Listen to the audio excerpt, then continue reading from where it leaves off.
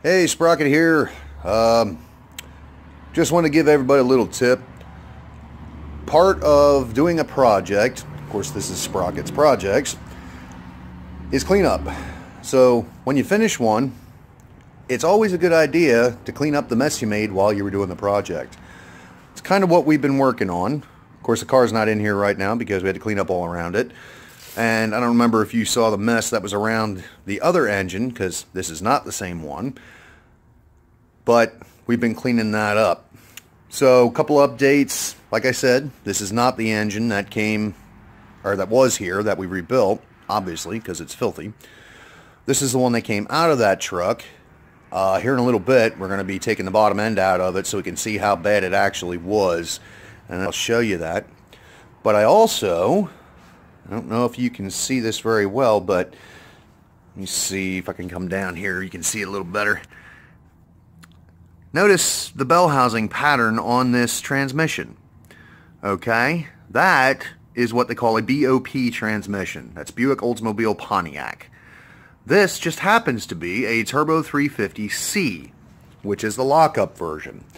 Now, two ways you know the difference. One between a Turbo 250 and a Turbo 350.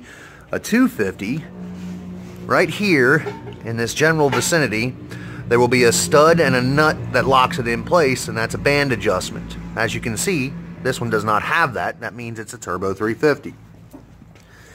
The way you know it's a C, if you walk over here on this side,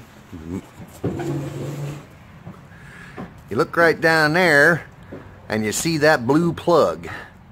That is for the lockup, which is for the torque converter lockup. So this one will be going into my Buick, which currently has the ST300, which is basically Buick's version of a Power Glide.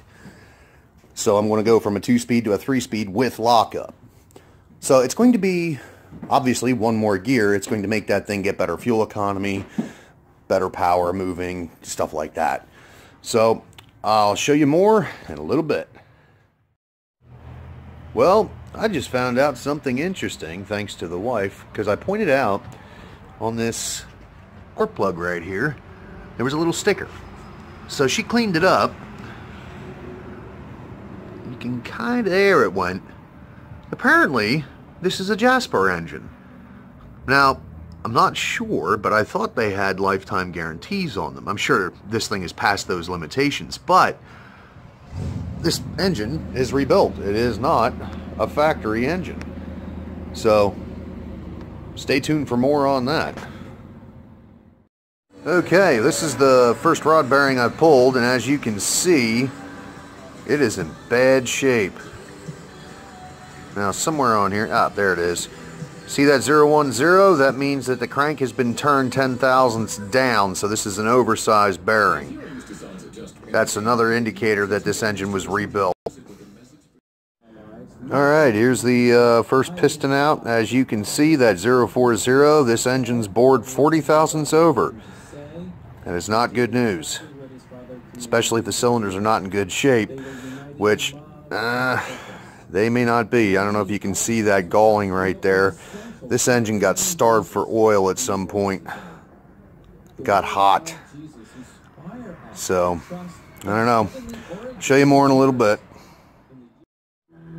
Alright, I think I figured out why this thing was knocking so bad. This here is the number 7 piston. Now watch this. It's not supposed to move like that. It's just a little bit sloppy. So I'll show you more when I get it apart. Okay, well, here's what's left of that rod bearing. You can see right here. This isn't supposed to be here. It's also not supposed to be all jagged like that and thin, shave your finger off kind of sharp. So, yeah, I would say catastrophic failure. It spun that bearing. I don't know if you can see this. Might be easier from the other side here. But you see how there's this big step right here? Okay, this is number 8. This is number 7. There's no bearing here. This is the crank journal. Or the rod journal, sorry. You can see that huge difference. This is what's left of the number 7 bearings. I don't know if you can see how thin those things are. These were actually overlapped. So, yeah, that's not good. Yep. Anyhow, that's, till I check out the cylinders, that's it for now. Show you more. Okay, got the whole rotating assembly out of this thing. The crank main bearings weren't nearly as bad as the rod bearings, but these cylinders, they all have scoring. You can kind of see it right there. Now, I just ran my ball home through here, I don't know, for a good 20 seconds to see if maybe it would come out. I can still catch a fingernail on those grooves, so unfortunately, this block is going to need to be bored, or at least professionally honed.